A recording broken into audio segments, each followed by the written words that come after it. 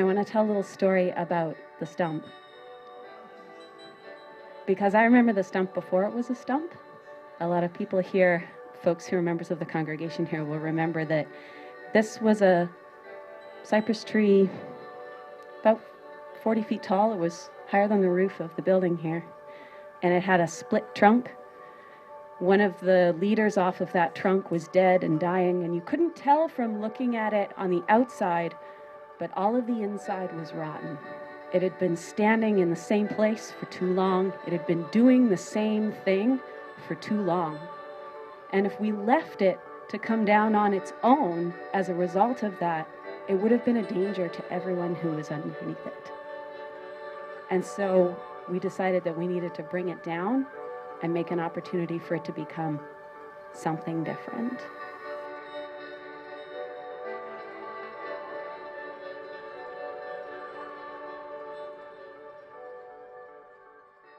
When I was first approached to create something, I needed some information from the people that are in the community garden. They were the ones that approached me to create something with this stump. I'll never forget, Ivan, the first meeting we had as a group there at the garden. Yeah. And we were looking at the pole, and you were asking us some questions about what we thought we wanted to see and what the garden meant, and you know, you wanted to make sure that you heard our vision, and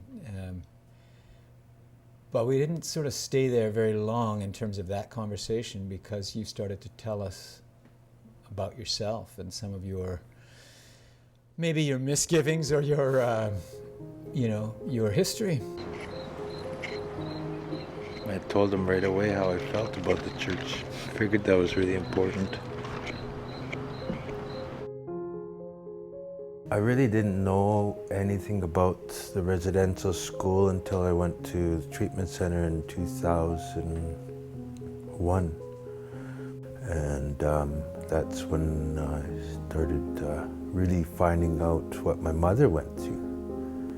She went through the residential school. Treatment center's right beside.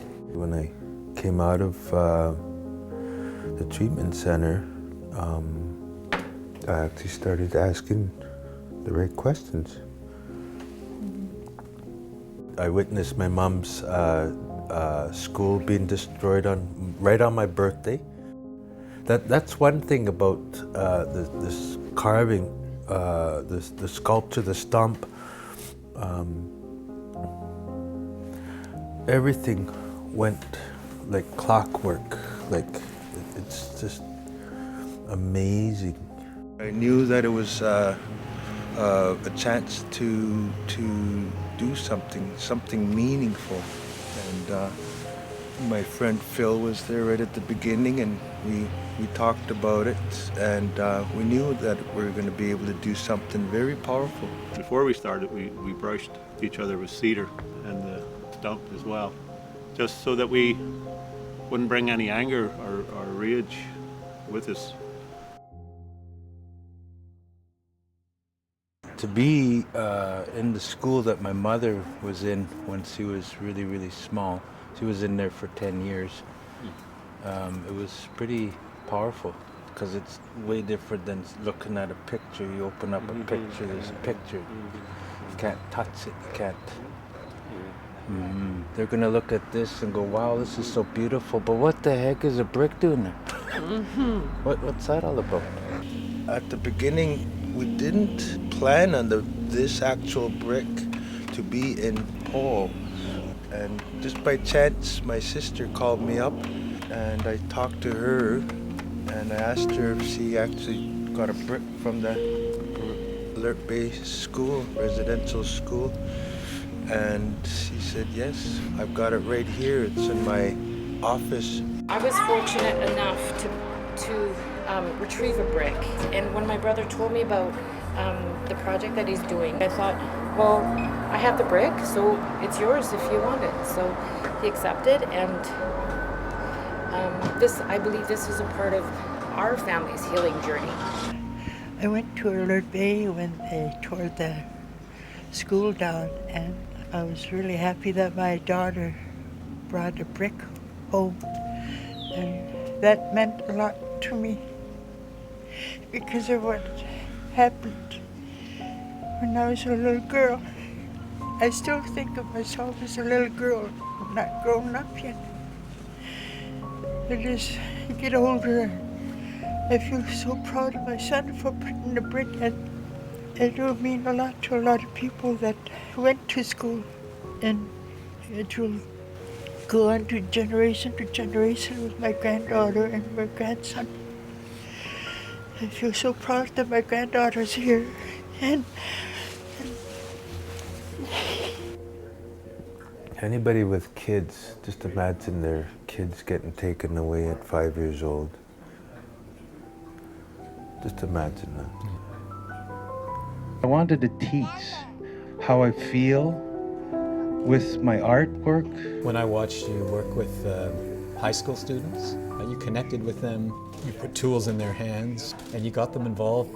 And as you did that, you told stories and you talked, and you'd give them a little pointer here and a little tip there. And we had that group there that whole day, and we were working with the compost and doing all kinds of crazy fun stuff, but everybody kept wanting to go back to the pole. You need to be able to move ahead, you need to be able to talk about the past, understand the past. So it's important that we recognize that there are survivors, but there's also those that never made it back home to their families and back home to their communities. What I really like was all the conversations we've been having. This poll got people talking, and I mean, every single day, these really neat conversations popped up. When Ivan signed on for this project, I don't know that he expected that he was going to be every day talking to so many people and sharing so generously and teaching people carving as he's doing now. So this has also been a great privilege. It's touched me very deeply, and many people are in this neighborhood and from the parish. This was a graceful, gentle but direct way to bring people into that awareness, right? And put a very human, real face, real family, real story to something that, you know, we all have now heard about. And then to have that as a permanent witness on this church grounds. It's been such a healing project for so many people. I saw people talking to each other in ways that they said they'd never had before, asking questions and sharing stories. And I believe that's continued. The sun is really important to the garden, to life, so it made sense for the sun to be right on the top. The sun represents the fire, the eagle represents the air. Eagle is guardian of the air. Killer whale represents the water, guardian of the water, and the bear represents the earth, guardian of the forest. On the other side, we've got salmon. Salmon is food, community garden theme. We've got 5 species of salmon, so we carved 5 salmon, and they're all different, they're all unique. The carving represents one of our elders. It's been revitalized as the word. It's been brought back. There's stories that go on within this area. Our ancestors are here. The transformation of this tree into this beautiful work that Ivan has been put forward so that you can see and learn and understand that we must go forward in a good way. The brick that it's put in here is just to remind people we don't want that to ever happen again. Where it should be is in the middle. And what it means by doing that is it's just an interruption. That's all it is. I actually wanted it right in your face. I want you to remember it. I want you to be able to tell people about it and talk about it. Because we're holding a lot of pain in us. Reconciliation means not having to say you're sorry twice. But we will say thank you to the people of this land, to Ivan, to this cypress, over and over again. I actually am really proud of this.